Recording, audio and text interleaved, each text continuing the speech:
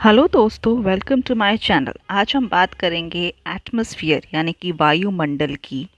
तो आज हम जानेंगे एटमॉस्फेयर यानी कि वायुमंडल के परतों के बारे में, यानी कि उसकी जो लेयर्स हैं, उसकी संरचना के बारे में, उसकी कॉम्पोजिशन के बारे में और उसकी महत्व के बारे में।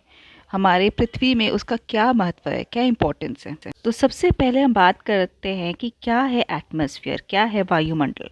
पृथ्वी के चारों ओर फैली हुई जो गैसों की परत है उसको हम वायुमंडल बोलते हैं। जैसे हम बिस्तर पे चादर ओढ़ते हैं और वो चादर पूरे बिस्तर को कवर कर लेती है, वैसे ही वायुमंडल जो है एक ब्लैंकेट की तरह है जो कि पृथ्वी के चारों ओर उसको कवर कर लेती है, उसको घेर लेती है और उसको प्रोटेक्ट करती है। एटमॉस्फेयर में अलग अलग प्रकार की गैसेस पाए जाते हैं, जैसे कि नाइट्रोजन जो कि 78%, ऑक्सीजन 21%, आर्गन गैस जो कि लेस देन 1% यानी कि 0.93%, और कार्बन डाइऑक्साइड जो है 0.04%, और बाकी के और भी इनएक्टिव या इनर्ट गैसेस पाए जाते हैं। अब हम बात करेंगे वायुमंडल के परतों के, यानी कि उनकी जो लेयर्स है उसकी। अब इसमें 5 लेयर्स पाए जाते हैं, यानी कि जो एटमॉस्फेयर है वो 5 प्रमुख परतों में बटा हुआ है। सबसे जो लोएस्ट यानी कि सबसे जो निचला परत है उसको हम बोलते हैं ट्रोपोस्फियर, यानी कि शोभ मंडल। यहाँ पे अलग अलग वेदर फिनोमेना पाए जाते हैं, मौसम से जुड़ी जो भी घटनाएं होती है वो यहाँ पे होती हैं। इस परत या इस लेयर की जो हाइट है, यानी कि उसकी जो ऊंचाई है, वो अराउंड 8 किलोमीटर्स है पोल से, यानी कि ध्रुवों में आप वहाँ पे जाएंगे तो वहाँ पे 8 किलोमीटर्स है, और 18 किलोमीटर्स इक्वेटर के पास है, यानी कि विषुवत रेखा के पास 18 किलोमीटर्स है। यानी कि हम जितना इक्वेटर के पास आएंगे उतना ही हमको एटमॉस्फेयर या ट्रोपोस्फियर थिक मिलेगा।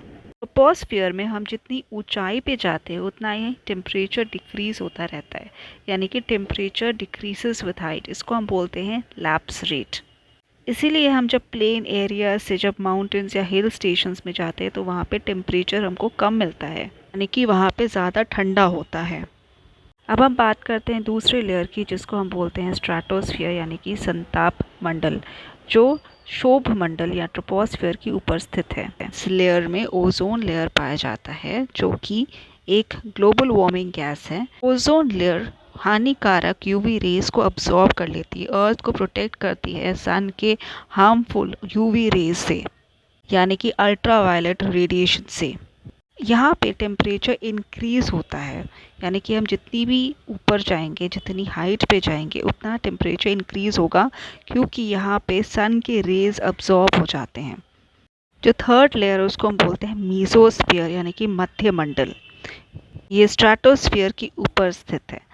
वायुमंडल का सबसे ठंडा परत, यहाँ पे सबसे कम टेम्परेचर पाया जाता है। It is the coldest layer of the atmosphere.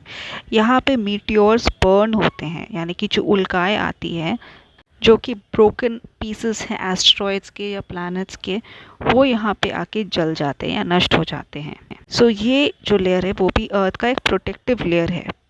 अब नेक्स्ट लेयर को हम बोलते हैं थर्मोस्फियर, यानी कि तापमंडल। यहाँ पे बहुत ज़्यादा हाई टेम्परेचर्स या अत्यधिक तापमान पाया जाता है। यहाँ पे आयनोस्फियर भी प्रेजेंट होता है, क्योंकि इस लेयर में बहुत ज़्यादा अत्यधिक अमाउंट में यूवी रेज और एक्स रेज जो कि सोलर रेडिएशंस होते हैं वो अब्सॉर्ब हो जाते हैं। एटम्स और मॉलिक्यूल्स यहाँ पे आयनाइज हो जाते हैं और एक अलग ही लेयर क्रिएट कर देते हैं इलेक्ट्रॉन्स के। इसीलिए हम इसको आयन मंडल भी कहते हैं। इस लेयर में ही काफ़ी सैटेलाइट्स लॉन्च होते हैं, क्योंकि ये जो लेयर है वो दूर संचार, रेडियो कम्युनिकेशन और डिस्टेंस कम्युनिकेशन के लिए यूज़ होता है। इस लेयर में ऑरोरास यानी कि ध्रुवीय ज्योति भी दिखाई देते हैं, क्योंकि जो सन के रेज है या पार्टिकल्स है वो यहाँ पे काफ़ी डिस्टेंस पे डिफ्लेक्ट हो जाते हैं, अलग अलग डायरेक्शन में स्प्रेड हो जाते हैं। अब एक्सोस्फीयर जो कि सबसे हाईएस्ट, सबसे ऊपर का जो लेयर है, वो एक्सटेंड होता है अराउंड 500 से 1000 किलोमीटर तक। ये मर्ज हो जाती है आउटर स्पेस से। ये सबसे बाहरी लेयर है, ये सबसे बाहरी परत है। इसके बेस को हम बोलते हैं एक्सो बेस या टर्बोपॉज, और आउटर लिमिट जो कि आउटर स्पेस से कनेक्ट हो जाती है उसको हम बोलते हैं जियो कोरोना। इस लेयर में बहुत ही पतली सी लेयर होती है हवा की, जिसमें मेनली हाइड्रोजन और हीलियम पाया जाता है।